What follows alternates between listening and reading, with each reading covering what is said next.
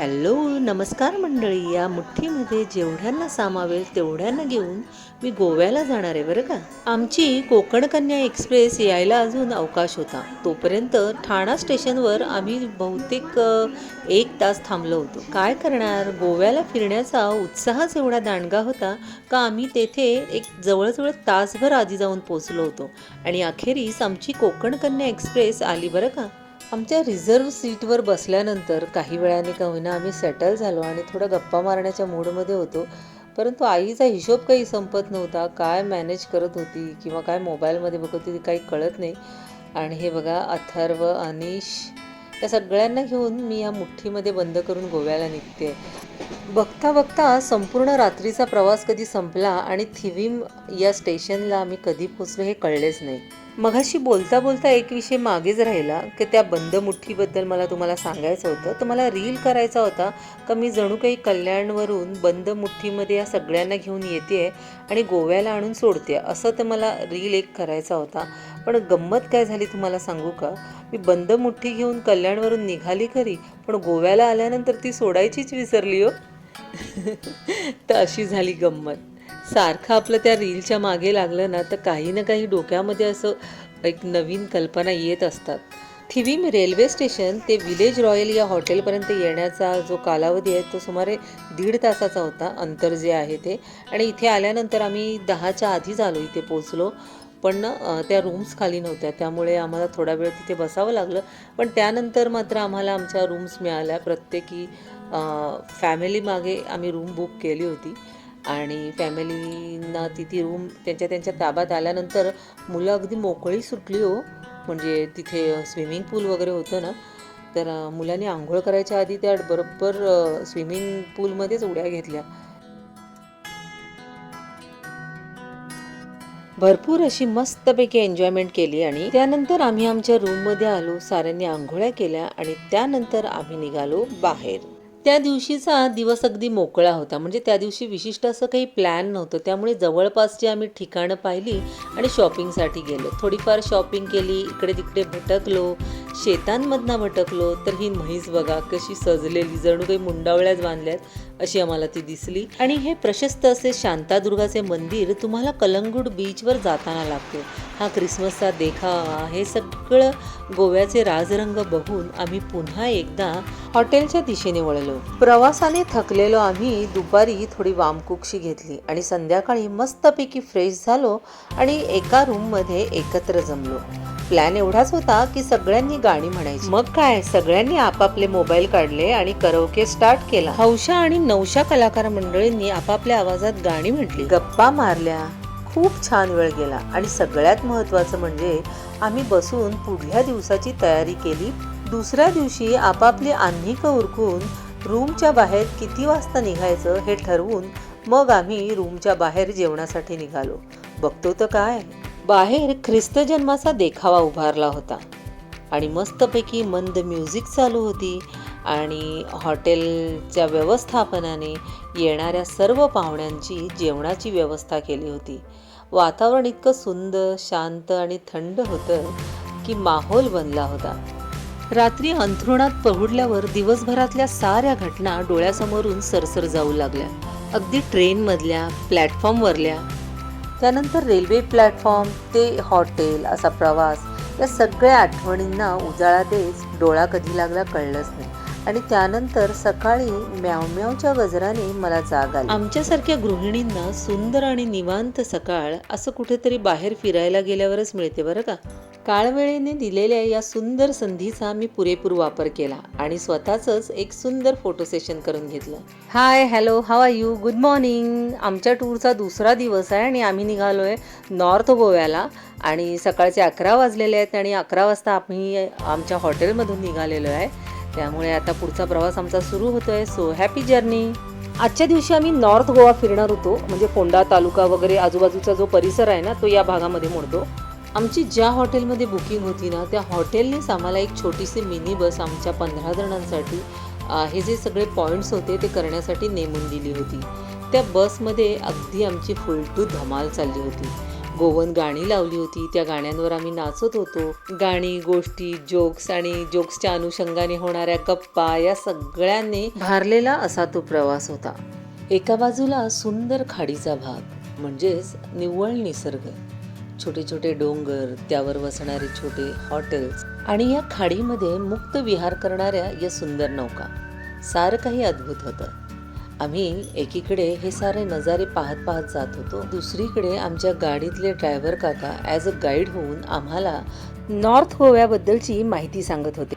समुद्राच्या खाडी भागात या सुंदर सुंदर ज्या नौका दिसत आहेत ना तुम्हाला, क्रूज दिसत आहेत, म्हणजेच त्यांचा वापर आहे ना संध्याकाळी इथे येणाऱ्या पर्यटकांना फिरवण्यासाठी म्हणजेच क्रूज सफारीसाठी केला जातो. क्रूज सफारी असते ना ती 2 प्रकारची असते, विथ डिनर आणि विदाऊट डिनर. विदाऊट डिनर जी क्रूज सफारी असते ती संध्याकाळच्या वेळेस असते आणि विथ डिनर जी असते सफारी ती रात्रीच्या वेळी असते, म्हणजे त्याच्यामध्ये रात्रीचं जेवण इन्क्लूड असतं.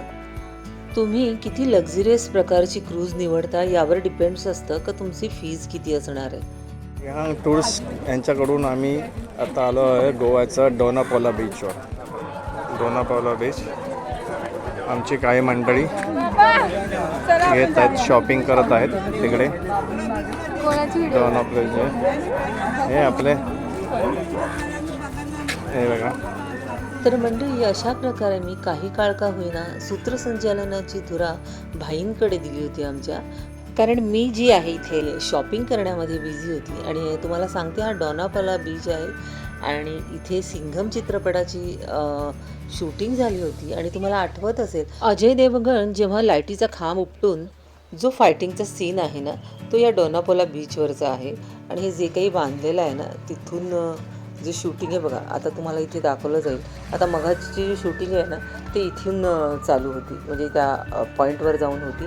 आणि हा जो आहे ना गेटच्या जवळचा भाग आहे आणि हे तुम्हाला लाईटीचे खांब वगैरे दिसतात आणि तेच म्हणजे असं उपटून अजय देवगण मस्त फाईट वगैरे करतो असं त्या चित्रपटामध्ये दाखवलेलं आहे. त्यामुळे या पॉईंटला आहे ना सिंघम पॉईंटसुद्धा म्हटलं जातं.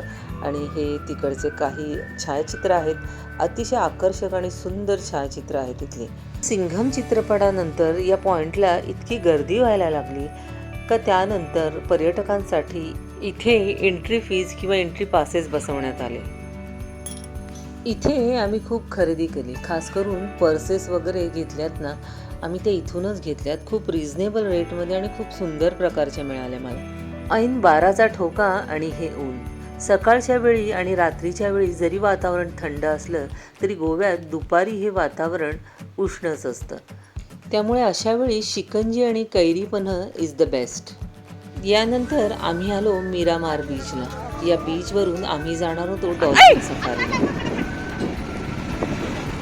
आता आम्ही जातोय डॉल्फिन. मनात खूप उत्सुकता होती डॉल्फिन समोर. डॉल्फिनचं दर्शन हे लग बाय चान्स असतं, काहींना ते होतं काहींना होत नाही. पण या बाबतीत आम्ही स्वतःला भाग्यशाली समजतो, कारण 13 वर्षापूर्वी जेव्हा आम्ही आलेलो ना गोव्यामध्ये डॉल्फिन सफारीसाठी किंवा पूर्ण गोवा फिरायला, त्याही वेळेला आम्हाला डॉल्फिनचं सुंदर दर्शन झालं होतं आणि आम्ही खुणगाटच मांडली होती याही वेळेला आम्हाला डॉल्फिन दिसणारच. डॉल्फिन सफारी करत असताना आपल्याला वेगवेगळे 2 पॉईंट दाखवले जातात.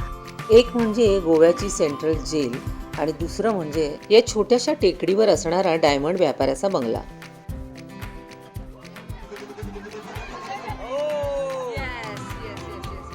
पहिलं ह्या डॉल्फिनचं दर्शन झालं या छोट्याशा पॅचमध्ये. आणखीन बघूया काय होते पुढे. ओके, हे बघा हे दुसऱ्यांदा. तोंड कसं दिसेल.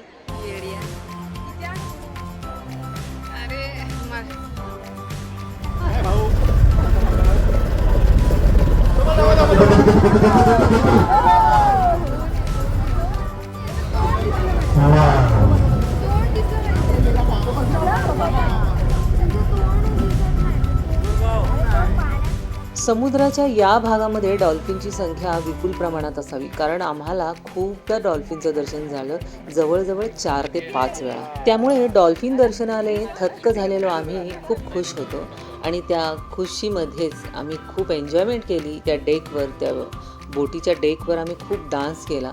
मी जास्त करून माझा वेळ शूटिंग करण्यातच गेला, पण आमच्या ग्रुपमधल्या इतर सदस्यांनी खूप एन्जॉयमेंट केलं. नाही म्हणायला मीही थोडे पुढे सरसावले, पण त्यावेळेला क्रूज संपत आली होती. पण तरीही मी माझं एन्जॉयमेंट करून घेतलं, कारण बराचसा वेळ आपल्याला असं वाटतं का ब्लॉग करणं सोपं असतं, पण उन्हातानाचं शूटिंग करणं आणि मुळात मला एवढ्या उन्हामध्ये आहे ना मोबाईलमधलं दिसतही नव्हतं फार, जेव्हा ऊन पडत होतं मोबाईलवर तेव्हा. त्यामुळे उन्हामुळे तर त्रास होत होता आणि शिवाय शूटिंग काढण्यातही थोडाफार मला चॅलेंजेस येत होते. पण इतर सदस्य मात्र फार खुशीत होते. खरं तर सगळे मला म्हणत होते, काय शूटिंग काढतेस, थोडंसं एन्जॉयमेंट पण कर. पण काय करू, हे जे आम्ही एन्जॉयमेंट केलं ना ते इतरांपर्यंत, तुम्हा प्रेक्षकांपर्यंत पोचवणं हे मला जास्त आवडीचं काम आहे ना, म्हणून मी ती शूटिंग काढत होते. डॉल्फिन सफारीनंतर आम्ही गोव्यातले सर्वात जुने 2 चर्च पाहण्यासाठी गेलो. नॉर्थ गोवा फिरत असताना आपल्याला रस्त्यामध्ये काही चर्चचे भग्नावशेष किंवा पडीक अवशेष दिसून येतात आणि ते म्हणजे सेंट ऑगस्टिन चर्चचे अवशेष. सन 1602 मध्ये हे सेंट ऑगस्टिन चर्च हे बांधून पूर्ण झाले होते, परंतु आता मात्र हे चर्च भग्नावस्थेत आहे. संपूर्ण चर्चचा परिसर हा खंडहर स्वरूपात आपल्याला आढळतो. या पडीक अवशेषांमध्ये ख्रिश्चन समुदायातल्या वेगवेगळ्या संतांच्या समाध्या आहेत. हे चर्च वर्ल्ड हेरिटेजच्या म्हणजेच युनेस्कोच्या यादीत समाविष्ट आहे. त्यामुळे याच्या देखभालीकडे आणि स्वच्छतेकडे विशेष लक्ष दिले गेले आहे. हा परिसर जरी अवशेषांच्या स्वरूपात असला तरी तो स्वच्छ आणि नेटका आहे आणि हा आहे तो प्रसिद्ध ऑगस्टिन टॉवर. आणखीन एक तुम्हाला सांगायचं झालं तर इथे पिक्चरच्या म्हणजे बॉलिवूडमधल्या पिक्चरच्या शूटिंग्स मोठ्या प्रमाणावर होतात.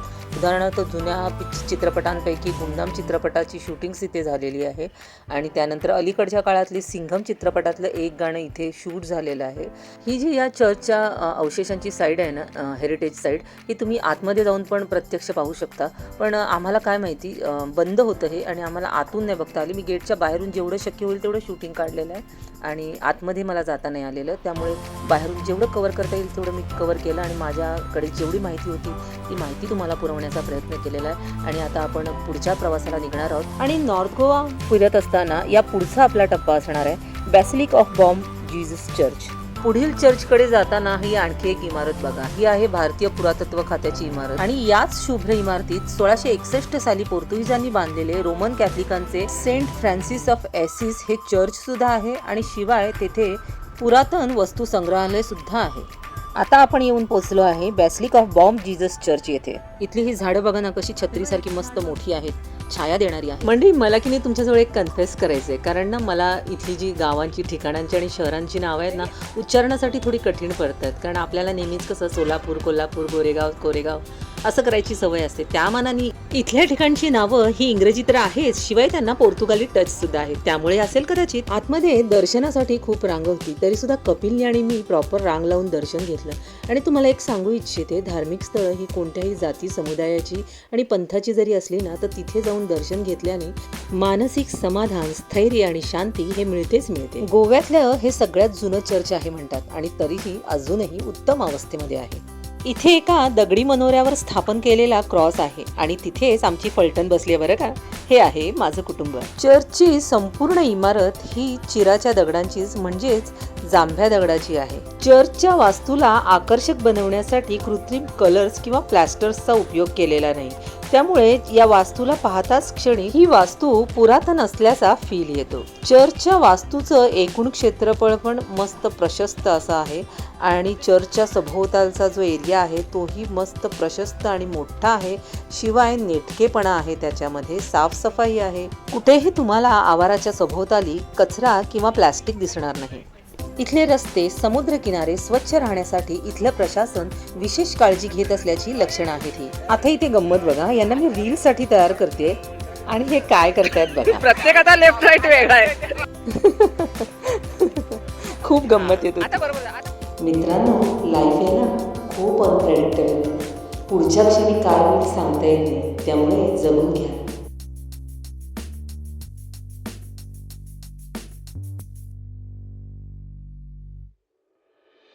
आता आमचं पुढचं लक्ष होतं मंगेशी टेम्पल, पण त्याआधी पेटपूजा झाली पाहिजे.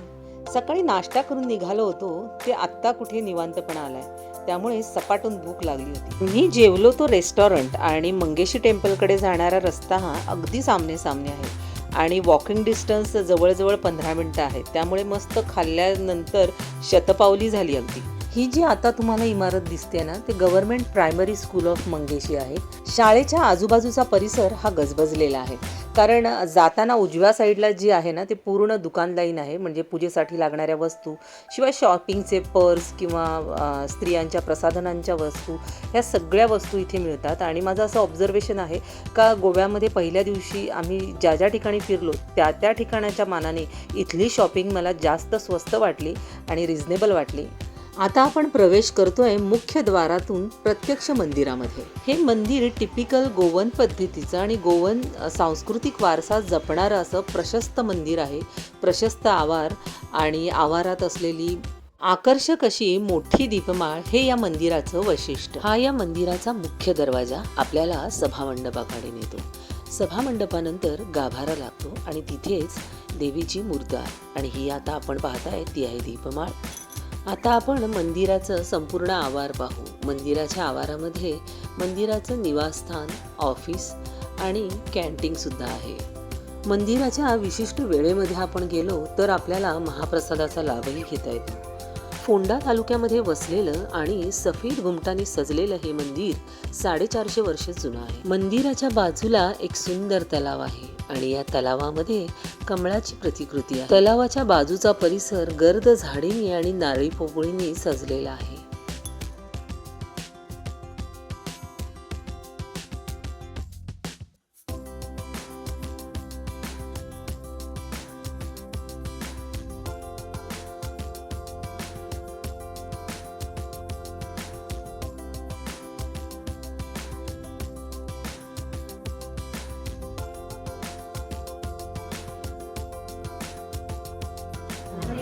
हो मग मी बोलले ना, महाप्रसाद असतो इथे. महाप्रसाद पण असतो, पण त्यांची जेवणाची पण कॅन्टीन आहे. कॅन्टीन होती, त्यामुळे आम्ही इथे जेवलो होतो. मग ते टायमिंग असेल तिथे, बघून ठेवा ना टायमिंग जरा. हे बघा इथे लिहिलेलं आहे कदाचित बाबा, हे बघा इथे टायमिंग लिहिलेलं आहे.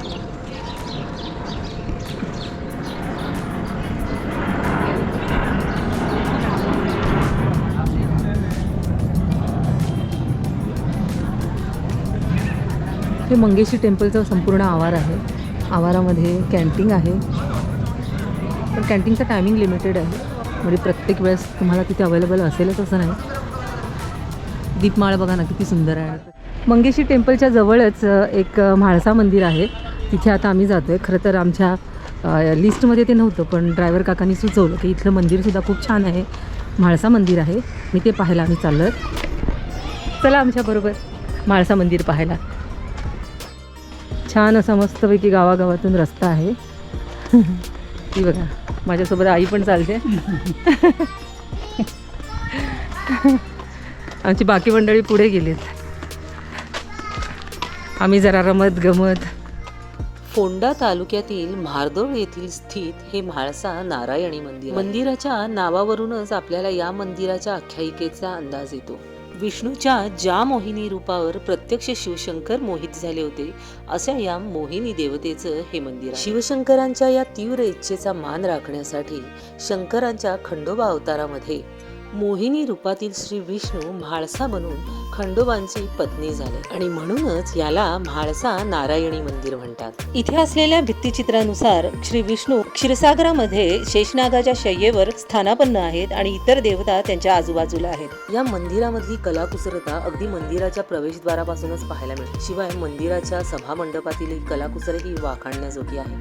खुला असलेला सभामंडप, 7 मजली दीपस्तंभ आणि आणखीन एक, बहुतेक तो पंचधातूचा असावा असा हा दीपस्तंभ आणि आकर्षक आणि हटके अशी मुख्यद्वाराची कमान हे या मंदिराचं वैशिष्ट्य.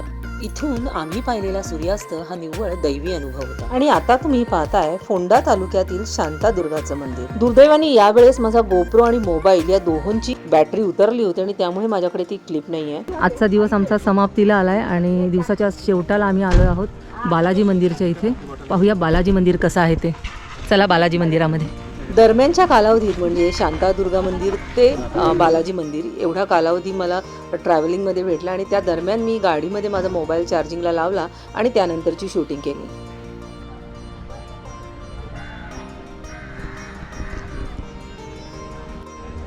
तिन्ही रांगेने असलेली ही 3 मंदिरे बालाजी मंदिर, गणपती मंदिर आणि पद्मावती मंदिर. ही जी तिन्ही मंदिरं आहेत ना ती जास्त जुनी नाही आहेत. अगदी अलीकडचं स्थापत्य दिसून येते तुम्हाला. पण या मंदिरांचा मूळ गाभारा आहे ना तो अगदी तिरुपती बालाजीच्या मंदिरात जसा गाभारा आहे ना अगदी तसा सजवण्याचा प्रयत्न केला. उद्या एकादशी आहे ना, म्हणून ही देवळाची सजावट चालली पहा आंब्याच्या पानांनी. ह्या तिन्ही मंदिरांच्या गाभाऱ्यामध्ये कृत्रिम लाईट म्हणजेच इलेक्ट्रिक लाईट नाही आहे, दिव्यांनी सजवलेली आरास आहे. इथे असलेलं हे तुळशी वृंदावन पण पहा ना किती सुंदर आहे. तर मंडळी, असा हा आमचा दिवस गेला. बालाजी मंदिरांनी परिपूर्ण झालेला हा दिवस, विविध संस्कृतीचा मिलाप असलेला हा नॉर्थ गोवा आम्हाला तर सुंदर वाटला, पण तुम्हाला कसा वाटला हे कमेंटद्वारे नक्की कळवा. बालाजींच्या या नितांत सुंदर दर्शनानंतर मी स्मिता कांबळे कल्याणकर कपिलमध्ये तुमची रजा घेते. Thanks for your time.